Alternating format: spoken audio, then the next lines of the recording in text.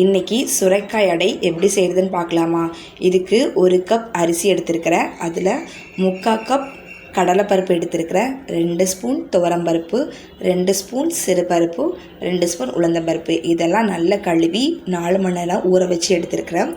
சுரைக்காவை தோல் நீக்கி குட்டி குட்டியாக கட் பண்ணி எடுத்துக்கலாம்.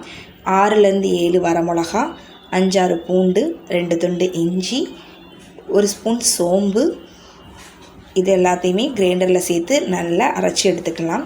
குட்டியாக சுரைக்காய் வெட்டினா தான் கிரைண்டரில் அரைப்படும். அரைக்கும் போதே தேவையான அளவு உப்புத்தூள், மஞ்சத்தூள், காயப்பொடி இது எல்லாத்தையுமே சேர்த்து அரைச்சி எடுத்துக்கலாம்.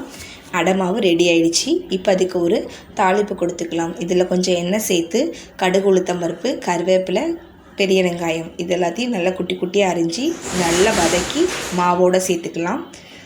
ரொம்ப முருகக்கூடாது வெங்காயம். ஹாஃப் குக் ஆனால் போதும். ஒரு தோசைக்கல்லை நல்லா சூடு பண்ணி 2 கரண்டி மாவை ஊற்றி நல்லா லேசாக அடையை ஊற்றி எடுத்துக்கலாம். தண்ணி ரொம்ப சேர்க்கக்கூடாது, அடை வராது. சுற்றிலும் நல்லா எண்ணெய் ஊற்றி வெந்ததுக்கப்புறமா திருப்பி போட்டு எடுத்தோன்னா சுவையான அடை சூப்பராக ரெடி ஆயிடும். இது ரொம்பவே சாஃப்டாக இருக்கும் சுரைக்காய் சேர்த்து செஞ்சதுனால.